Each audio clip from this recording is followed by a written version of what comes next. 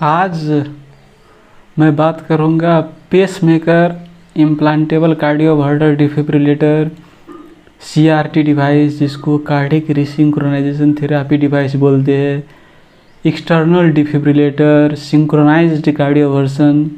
So these are our topics of discussion today.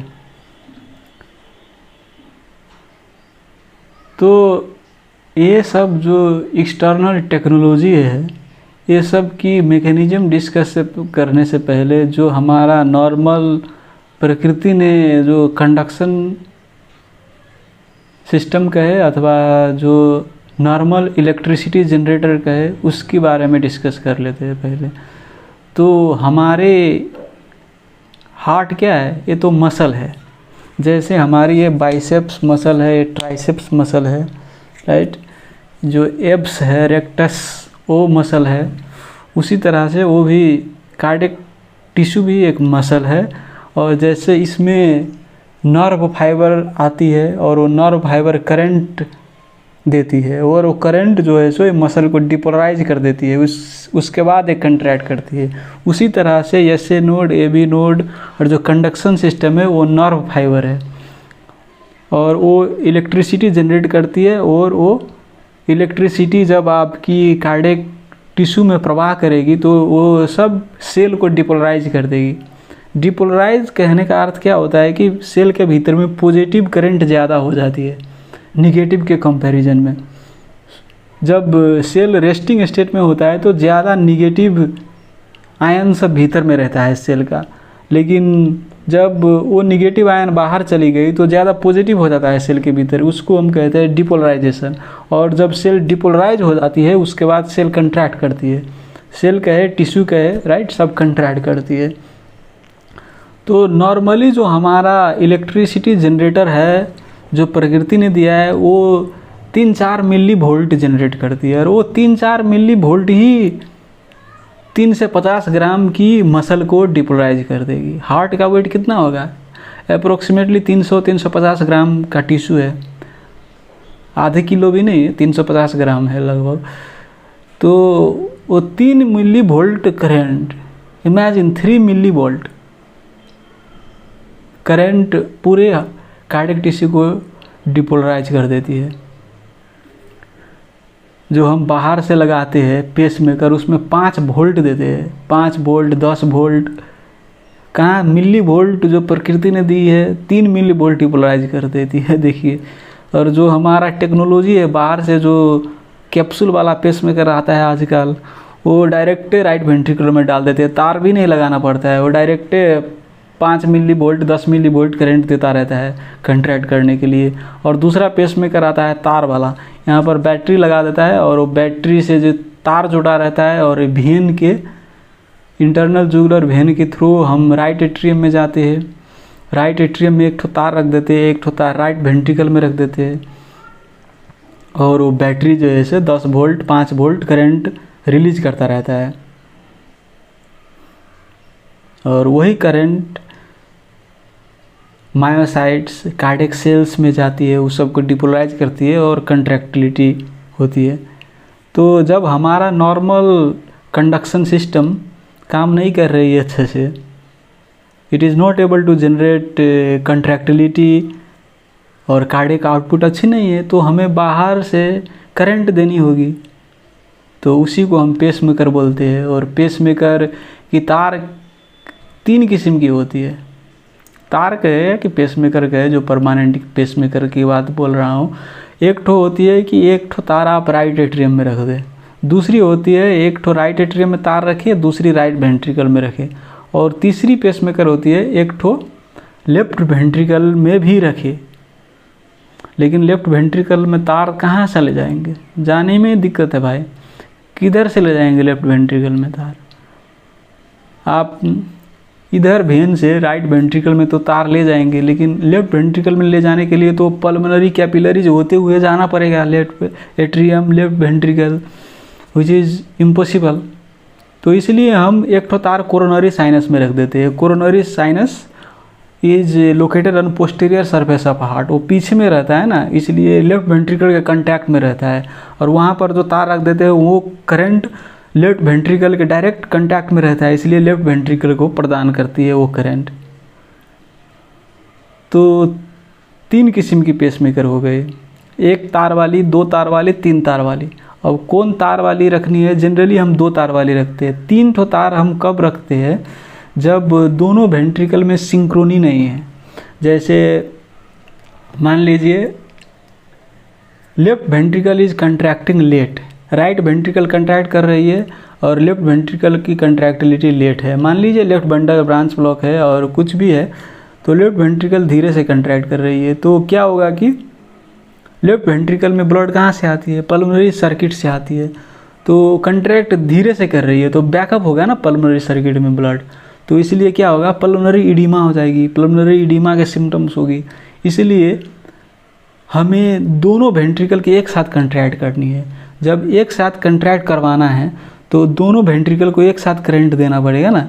तो एक ठो जो राइट वेंट्रिकल में तार रखते हैं और एक ठो कोरोनरी साइनस में रखते हैं, तो दोनों तार क्या करती है कि दोनों वेंट्रिकल को एक साथ करंट देती है। जब एक साथ करंट दोनों लेगी तो एक साथ कंट्रैक्ट करेगी, राइट। तो जो डिसिंक्रोनी है वो ख़त्म हो जाएगी और रिसिंक्रोनी बन जाएगी। इसलिए हम कहते हैं कार्डिक रिसिंक्रोनाइजेशन थेरापी। तो जो कार्डिक का दोनों वेंट्रिकल का जो है सिंक्रोनी वो फिर रिसिंक्रोनाइज कर देता है, जो डिसिंक्रोनाइज हो गया था उसको रिसिंक्रोनाइज कर देता है। इसलिए हम उसको CRT बोलते हैं, CRT डिवाइस। तो वो भी वही है, 5 वोल्ट करंट देती है राइट वेंट्रिकल को, 5 वोल्ट करंट लेफ्ट वेंट्रिकल को देती है, 5 वोल्ट करंट राइट एट्रियम को देती है।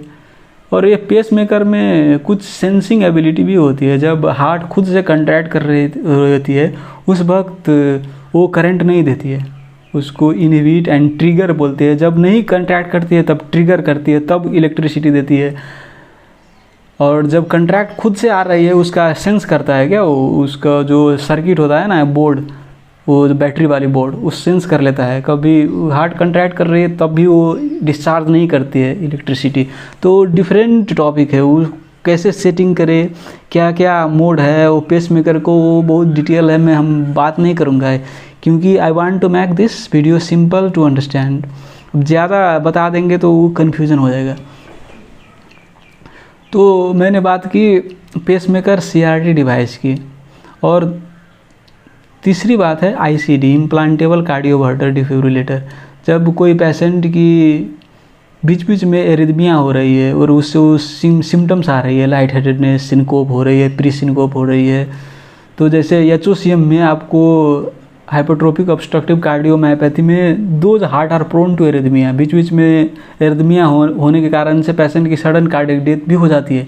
इसलिए वैसे पेशेंट में हम पहले ही से ICD रख देते हैं, राइट, इम्प्लांटेबल कार्डियोवर्टर डिफिब्रिलेटर। और वो डिवाइस क्या करती है कि बहुत ज़्यादा वोल्टेज देती है। जब वो एरिथमिया आती है ना, तो मैंने क्या बोला कि हार्ट खुद की 3 मिलीवोल्ट 4 मिलीवोल्ट करंट जनरेट करती है, और जो ICD डिवाइस होता है वो 800 वोल्टेज जनरेट करती है। जो बाहर वाली जो हम लगाते हैं ना एक्सटर्नल कार्डियोवर्टर डिफिब्रिलेटर, वो भी 800 वोल्टेज की होती है। तो समझिए वोल्टेज कितना हो गया। हमारे घर की जो है 200 वोल्ट है, 800 वोल्टेज देती है। तो भाई 800 वोल्टेज जब दिया एक ही बार में, तो क्या कर देगा कि पूरा मसल्स डिपोलराइज कर देगा। खुद का तो उसका 3 मिली वोल्ट है, 2 मिली वोल्ट से है, लेकिन बाहर से जो दिया डिफिब्रिलेटर से 800 वोल्ट, तो पूरा कार्डियक सेल डिपोलराइज कर जाएगा। तो पूरा कार्डियक सेल डिपोलराइज कर जाएगा तो क्या होगा कि अब तो रिकवरी में जानी है। डिपोलराइजेशन हो गई तो रिपोलराइजेशन होगी, तो रिपोलराइजेशन होती है तो पहले रिकवर करता है SA नोड। तो first tissue to recover in heart after total depolarization in SA node. तब SA नोड पहले डिपोलराइज करेगा तो SA नोड की रिदम आएगी, तो चांस है कि अब साइनस रिदम रिस्टोर हो जाए। तो यही कंसेप्ट है कि डिफिब्रिलेटर कैसे एरिथमिया को टर्मिनेट करती है। टोटली डिपोलराइज कर देगी, क्योंकि उतना ज़्यादा वोल्टेज 800 वोल्टेज पूरा सेल को डिपोलराइज कर दी। तो अब डिपोलराइज हो गई तो अब रिपोलराइजेशन शुरू होगी।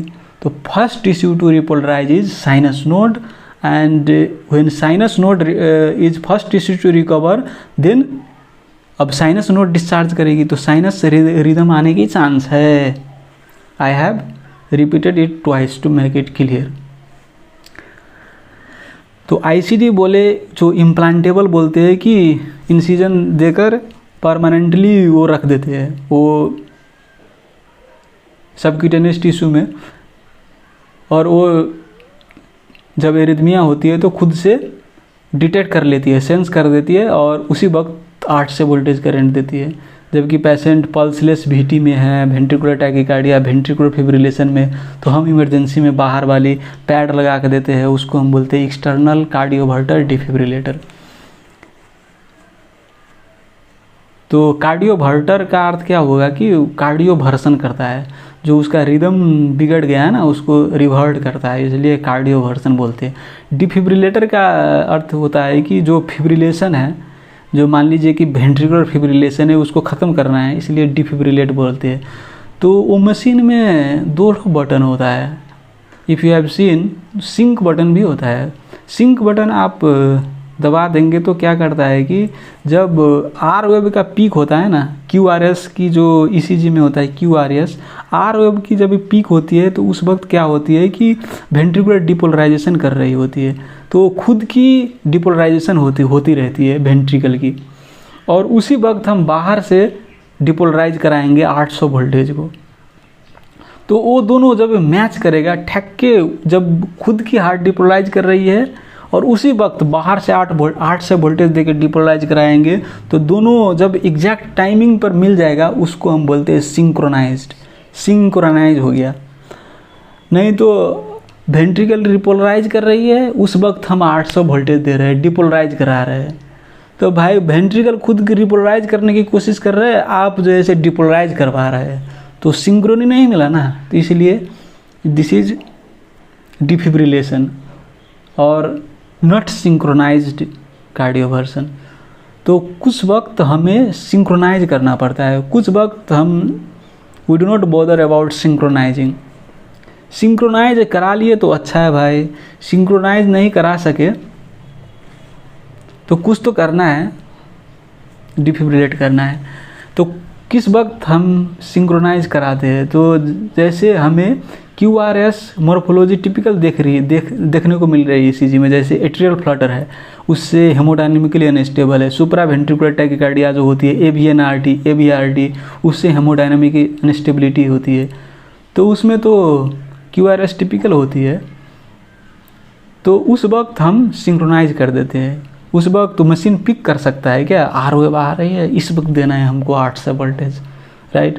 जब मानिए वेंट्रिकुलर फिब्रिलेशन हो रही है तो क्या P वेव, क्या आर वेव, क्या T वेव किसी वक्त दे दो भाई, मशीन भी नहीं सेंस कर सकेगा कहाँ पर आर वेव है भाई, कहाँ पर T वेव है। इसी कन्फ्यूजन में मशीन को डिले हो जाएगा, वो 800 वोल्टेज भी नहीं देगा। इसलिए हम उतना बोदर नहीं करते हैं कि सिंक्रोनाइज करो।